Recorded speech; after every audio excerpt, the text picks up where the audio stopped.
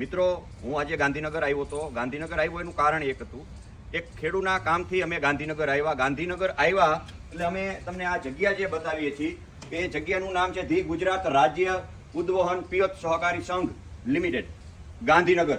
એના ચેરમેન આપણે દેવશ્રીભાઈ કે સૌસાણી, એટલે કે એવડા એ આપણા સૌરાષ્ટ્રના છે.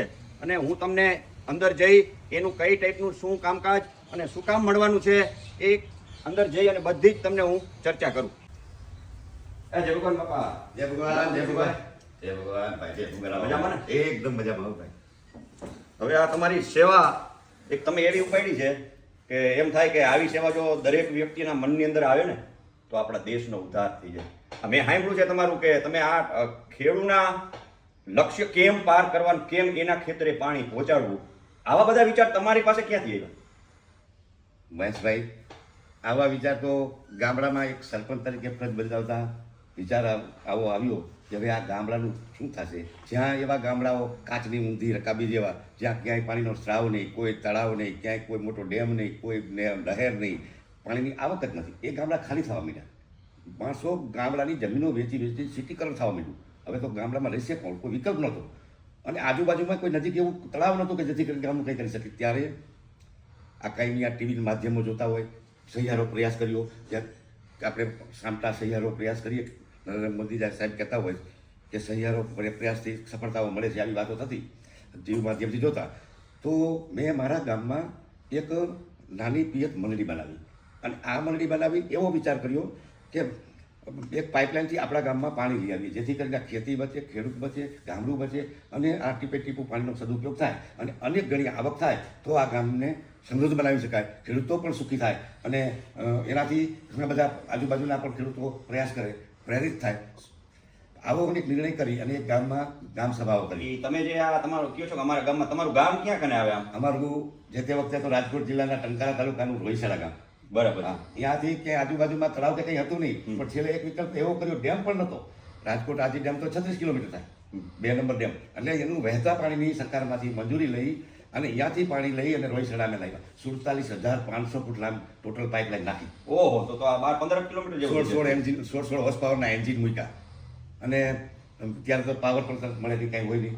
અને એવા ડીઝલ અને ક્રૂડના ભાવ પણ એવા. અને એક સાહસ કર્યું ને પાણી લાવ્યા અને એક આખો અનેરો ઉત્સાહ થયો. પાણી પહોંચ્યું ને સાહેબ, ત્યાં તો લોકોને માનો કે વરસાદની ઉપર ભગવાનની ભરોસે તો વરસાદ આવ્યો, ઓછો આવ્યો, ન આવ્યો, પાક નિષ્ફળ જાય, એ બધું સફળ માંડ્યું થવા. પાણીની જ્યાં વરસાદ ન હોય તરત મારી મંડળીઓ ચાલુ કરી દઈ, તરત પાણી આવી જાય ખેતર. અને કોઈ પણ પાકમાં પૂરેપૂરું વળતર મળવા માંડ્યું. પાકો બીજો પાક લીધો, ત્રીજો પાક લીધો, 3 પાક લેતા થયા.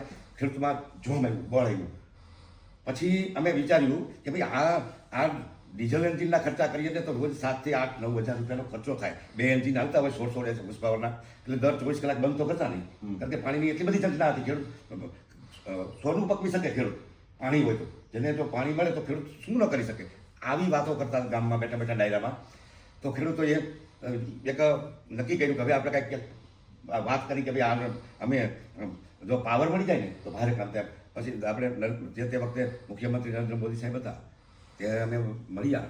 પછી જ અમે વિચાર્યું, એક વખત મળ્યા, બીજી વખત મળ્યા, અને સહકાર આપ્યો કંઈક કરીએ, ત્રીજી વખત મળ્યા. તો અમને સાહેબ 2007ની અંદર 26/11/2007ની તારીખે અમને સ્પેશિયલ ઇન્ડસ્ટ્રી પાવરને એગ્રીકલ્ચર પાવર્સમાં કન્વર્ટ કર્યો. અને એવી સાહેબે જે તે તનેજા સાહેબ હતા, શર્મા સાહેબ હતા, એ બધાની વચ્ચે એવો કરાર કર્યો કે ભાઈ ખેડૂતો આટલા બધા આમટા ખેડૂતો હોય તો એક પાવર્સ આપીએ, 2 વર્ષ યોગ્ય હાલે તો એમને કાયમી આપણે કરી દઈશું, નહીં તરત આ વાત કરશું કેન્સર.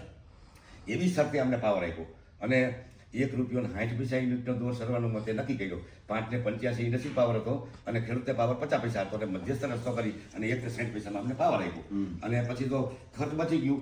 જે બિલ આવતું અમારું દર મહિને લાખ 1.5 લાખ રૂપિયા ભરવા પડતા ડીઝલના, એના બદલે 20,000 15-20,000માં અમારે પાવરથી ચાલવા માંડ્યું. અને આવક ખર્ચ ઘટ્યું અને આવક વધે એટલે ખેડૂતો ખૂબ સુખી થયા, ખૂબ સુખી થયા. એટલે ત્યાં થોડો ટાઈમ એવો ગયો. પછી તો પાણીની ઉપડવાનું વધ્યું, ઉપજે વધીને આવક એ વધી તો ખેડૂત મોસમાં આવી. અને જે મંજૂરી અમારી વહેતા પાણીની હતી, તે વહેતું પાણી તો પછી શું છે, ઉનાળાના છેલ્લા પાકમાં અમને મળતું નહીં. ડેમનું પાણી છોડાવતા, બરાબર, જે આજે 2નું પાણી છોડાવતા પછી પાણી અમને મળતું નહીં. ત્યારે થોડી મુશ્કેલી જણાવતી. તો અમે નરેન્દ્ર મોદી સાહેબને કહ્યું, સાહેબ અમને એક આવો સરદાર સરોવર નર્મદા નિગમમાંથી એક ચેક ડેમ આપો ને, જેથી કરી અમે કાયમી અમને એક સ્ત્રોત થઈ જાય, જેથી કરીને અમારે કોઈ વિકલ્પ જ ન રહે. તો તત્કાળ 24 કલાકની અંદર અમને 1,82,520,ની મંજૂરી નરેન્દ્ર મોદી સાહેબે પર ડે આજે જ સવારે શનિવારના સવારે આપી ફાઇલ 11 વાગે અને 5 વાગે મંજૂરી આપી. અને એ ચેક ડેમ બન્યો. અમે આજુબાજુના 6 ગામ જે સગપર, અડબાલકા, ગઢડા, દહીસરડા, ઉકરડા, નેકરામ, આવા બધા ગામ, રોહિશાળા, બધા ગામની એક ટીમ બનાવી અને નિર્ણય કર્યો કે આ યોજનાનું કામ છે આપણે સહિયારો પ્રયાસ કરી જાતે કરવાનો. એવો અમે એક ચેક ડેમ ત્યાં બાંધ્યો. એ તો અમારા માટે તો સુવર્ણ ડેમ બન્યો, જેની અંદર 2 કિલોમીટર ને 200 મીટર લાંબો સ્રાવ ભર્યો છે, 14 ફૂટ ઊંચું પાણી ભર્યું છે, 1000 ફૂટ પહોળાઈ, એટલે એટલો એનો સ્ટોરેજ પાણીનો થયો. એટલે તો અમારે કોઈ વિકલ્પ જ ન રહ્યો. ચોમાસે એક વખત છલી જાય એટલે અમારે માટે કાયમી પાણી થઈ ગયું. ત્રણેય ઉપર લઈ જાય એવું? હા, ત્રણેય ઉપર, એક નહીં અનેક પાઇપલાઈનો થઈ અને આજુબાજુના ગામવાળા 5-6 ગામ જે આ બાજુના છે ને બધા ગામને લાભ મળ્યો. કે નેકનામ ગામ નહીં પણ અમારી બાજુમાં જ આવ્યું, ત્યાં સુધી પાણી પહોંચી ગયું. અને લોકોએ સ્વતંત્ર લાઈનો નાખી, કોઈ મંડળીઓ બનાવી શક્યા, કોઈના ગ્રુપ કે સંગઠનો ન હોય, સંગઠન વિના તો આ સહકારી મંડળી ચાલે નહીં. એટલે સ્વતંત્ર લાઈનો નાખીને પણ ઘણા લાભ લીધો. ખૂબ ખેડૂતો સુખી થયા. તો સાહેબ, તમારે કહેતા હતા કે 125 મંડળી છે, અને હાલ વર્તમાન અત્યારે કેટલીક મંડળી અને કઈ કઈ એરિયામાં, કયા જિલ્લામાં તમારી છે? મિસભાઈ, અત્યારે તો સમગ્ર રાજ્યના પશ્ચિમ, ઉત્તર ગુજરાત, મધ્ય ગુજરાતમાં અમારી મંડળીઓ આવેલી છે. રાજકોટ જિલ્લામાં અમારી જામકરોડા વિસ્તારમાં એટલી બધી મંડળીઓ છે. જામનગર જિલ્લામાં પણ એટલી બધી મંડળીઓ છે. જેમાં અમે જે આ સંઘની રચના કરી છે ને, એમાં જિલ્લા વાઇઝ મુખ્ય અમારા જૂના જે લોકોને પ્રેરિત કરે અને સતત પ્રયાસ કરે, આગવી પ્રયાસ કરે, એવા ડિરેક્ટરોની અમે એક રચના કરી છે, જે અલગ અલગ આવેલા છે. એક જુનાગઢ જિલ્લામાં અમારા રાજુભાઈ વઘાસિયા છે, જામકરોડામાં માધવભાઈ પોકિયા છે, જામનગર જિલ્લામાં છે ભાઈ રમેશભાઈ પનારા છે, પછી ગાંડુભાઈ ડાંગરિયા છે, પછી અમારે જોડિયા તાલુકાના એક ભાઈ બોળકા ગામના છે મોહન બાપા, એ પણ ઘણું બધું મોટી એક તો મંડળી અમારી 400 ખેડૂતોની મંડળી છે, 400 સભાસદો છે. અને કચ્છની અંદર વલમજીભાઈ સતત અમને વ્યક્તિઓ હોય, સતત પ્રયાસ કરતા હોય, વલમજી ઉમલ, તે પણ અમારા ડિરેક્ટર છે, વાઇસ ચેરમેન છે પોતે. અને ત્યાં ઉત્તર ગુજરાતમાંથી પણ અમારા ભાઈ ભીખાભાઈ છે, ભીખાભાઈ ચૌધરી, એ પણ અમારા બધેથી તમને એટલો સપોર્ટ મળે. અને અમદાવાદમાં મિરોલી ગામ છે, મિરોલીમાંથી પણ એટલો બધો સહકાર મળે. અને સતત અમારું લુણાવાડા જે પંચમહાલ, એમાંથી પણ અમારા ડિરેક્ટર છે. એટલે અમારો સતત પ્રયાસ વ્યાપેલો છે. તો આટલું બધું તમે ચારે બાજુ પાથરેલું છે, તો આના તમને સપોર્ટ કેટલો અને ક્યાંક અને કોનો તમને બધું મળે? અમારો ગુજરાત રાજ્ય પિયત સહકારી સંઘની રચના થઈને ત્યારથી અમારી એક આખી અનેરી છાપ ઊભી થઈ. કે આ તો ગુજરાત રાજ્ય લેવલનો સંઘ છે, સતત ગુજરાતમાં આટલું કામ કરે છે. આજે અમે આજની તારીખે 326 પિયત મંડળીઓ ચાલુ કરી. આમાં જે તે વખતે જે તે વિસ્તારમાં અમે કામ કરવા જતા હોય ને, તો એ વિસ્તારના આગેવાનોને સાથે લઈએ. બરાબર છે. માનો કે હમણાં અમે છેલ્લે ત્યાં 42 મંડળીઓ ઊભી કરી, જે જામનગર અને રાજકોટ જિલ્લામાં. તો આપણા કૃષિ પ્રધાન શ્રી રાઘવજી પટેલ અમે એનું જાહેર સંબોધન કર્યું. સૌ ખેડૂતોને હિંમત આપી કે વધુ વધુ ખેડૂતને પાણી પહોંચે. થોડા લોકોની માંગણી હોય તો અમે એને વેગ મળે.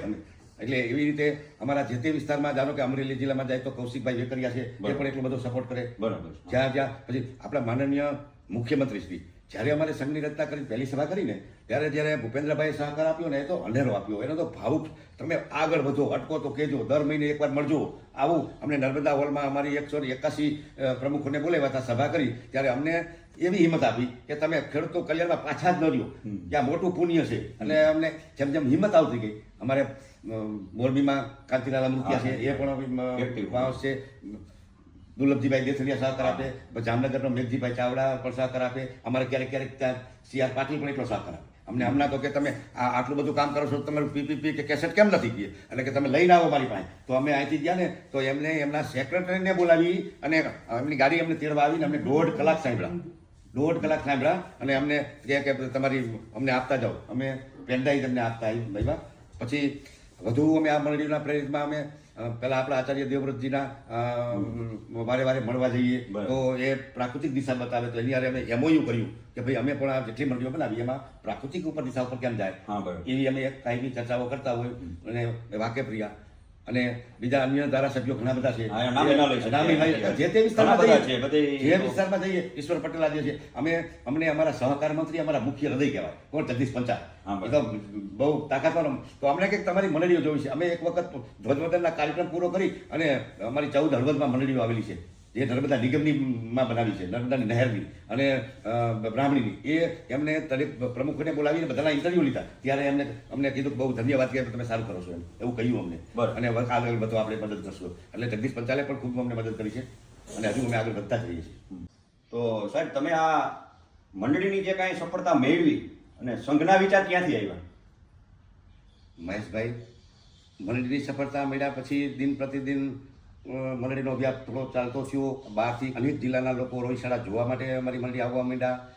પછી નરેન્દ્ર મોદી સાહેબે અમને બોલાવ્યા. બરાબર. અને એને કહ્યું કે તમે મંડળી કેટલી બનાવી?